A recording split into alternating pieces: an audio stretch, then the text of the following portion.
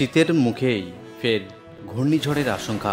চলতি অক্টোবর মাসের শেষের দিকে আছড়ে পড়তে পারে ঘূর্ণিঝড় মন্থা। উপকূলে আছড়ে পড়ার সময় গতিবেগ থাকবে ঘন্টায় 100 থেকে 120 কিলোমিটার। উপকূলে আছড়ে পড়ার সময় ব্যাপক ক্ষয়ক্ষতির আশঙ্কা রয়েছে। ইতিমধ্যেই বাংলা থেকে সম্পূর্ণভাবে বিদায় নিয়েছে বর্ষা। মাঝে কিছুদিন আবহাওয়া পরিষ্কার থাকলেও আবারও ঘনাচ্ছে দুর্যোগ। আগামীকাল থেকে বাংলায় বিভিন্ন জেলায় বজ্র বিদ্যুৎ সহ বৃষ্টির সম্ভাবনা রয়েছে। আগামী 2 থেকে 3 দিন বৃষ্টির পূর্বাভাস দিল আলিপুর আবহাওয়া দপ্তর।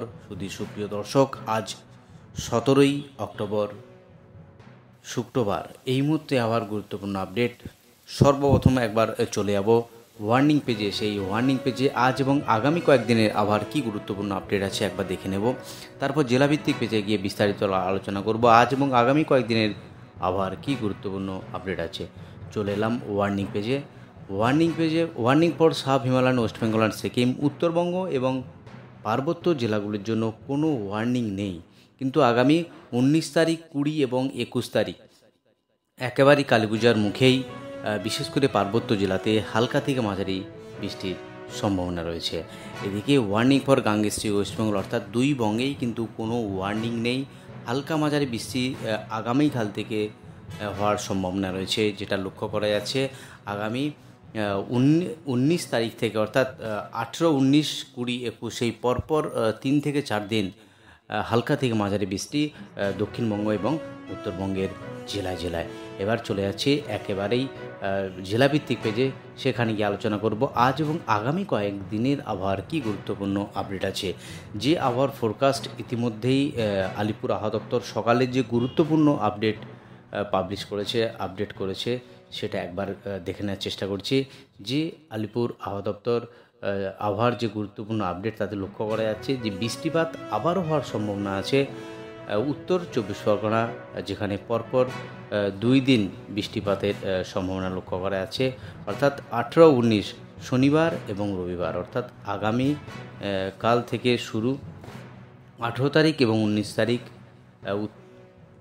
উত্তর 24 পরগনা এবং দক্ষিণ 24 পরগনা এই জেলাগুলিতে হালকা থেকে মাঝারি বৃষ্টিপাতের সম্ভাবনা রয়েছে। সঙ্গে রয়েছে পূর্ব মেদিনীপুর, সেখানেও কিন্তু হালকা থেকে মাঝারি বৃষ্টিপাত, লাইট টু মডারেট রেন। বাকি একবার দেখে নিচ্ছি, বাকি কোনো জেলাতেই বৃষ্টিপাতের আপডেট নেই। এবার সরাসরি উইন্ডির মাধ্যমে দেখানোর চেষ্টা করব।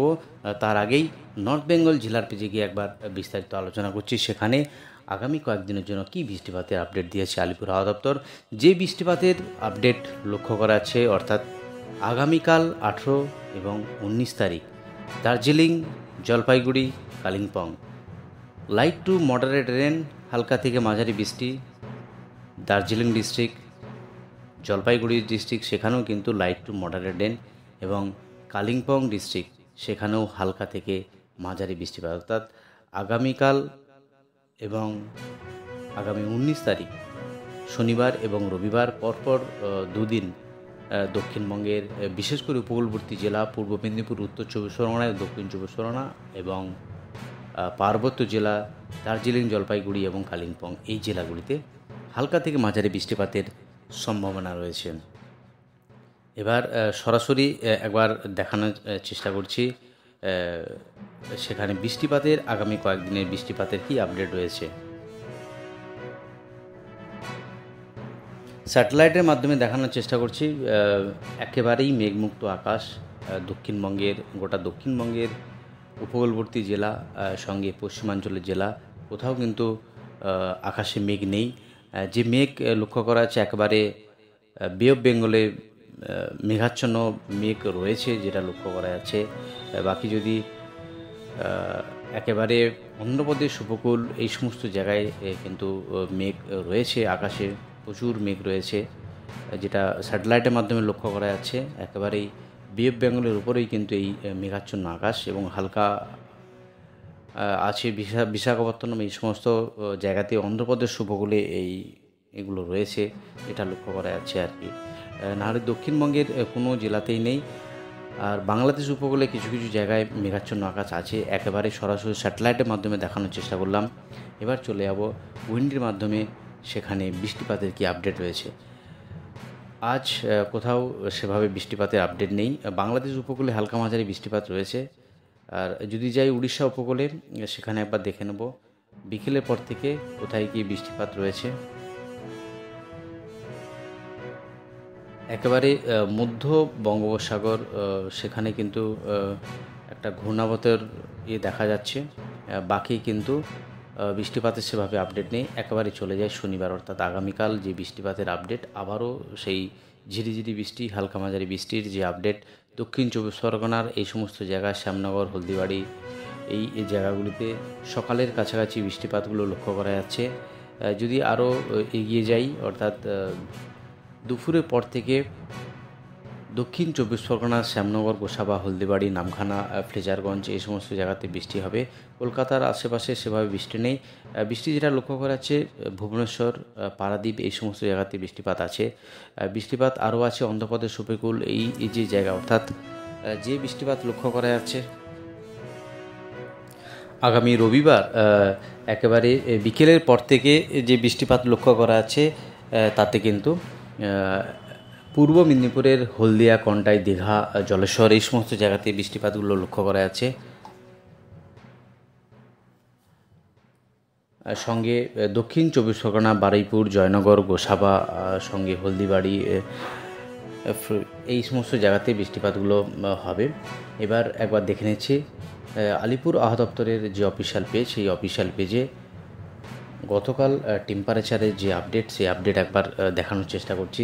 কোথায় কত টেম্পারেচারের কি রয়েছে সেটা একবার দেখানোর চেষ্টা করছি। যে টেম্পারেচার আপডেট, সর্বোচ্চ যে টেম্পারেচার, দিনের যে তাপমাত্রা যেটা লক্ষ্য করা যাচ্ছে, কলকাতার আশেপাশে গতকাল ছিল 31.8 ডিগ্রি, কোথাও ছিল 33 ডিগ্রি, এবং যে টেম্পারেচার পশ্চিমের যে জেলাগুলি সেখানেও একেবারে 31, 32 ডিগ্রি কাছাকাছি।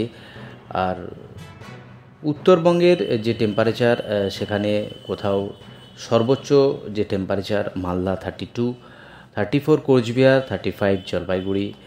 আর সর্বনিম্ন টেম্পারেচার একেবারেই দার্জিলিং 12.6 ডিগ্রি, কোচবিহার 21.5, একেবারে শীতের শুরু। আলিপুরদুয়ার 19 ডিগ্রি। এই হলো টেম্পারেচার উত্তরবঙ্গের জন্য। দক্ষিণবঙ্গের যে টেম্পারেচার, সর্বনিম্ন টেম্পারেচার যেটা লক্ষ্য করা যাচ্ছে 20 ডিগ্রি পুরুলিয়া, বারাকপুর সেটা 23 ডিগ্রি, 21.2 ডিগ্রি আসানসোল, পানাগড় 21.5, 21 বর্ধমান। অর্থাৎ পশ্চিমের জেলাগুলি টেম্পারেচার ইতিমধ্যে কমতে শুরু হয়েছে, এবং কলকাতার আশেপাশে যে টেম্পারেচার 24, 23 এবং 21-এর আশেপাশেই রয়েছে এই টেম্পারেচার। এই হলো আজ এবং আগামী কয়েকদিনের আবার গুরুত্বপূর্ণ আপডেট। আজই অবধি আর গুরুত্বপূর্ণ আপডেট নিয়ে ফিরে আসছি।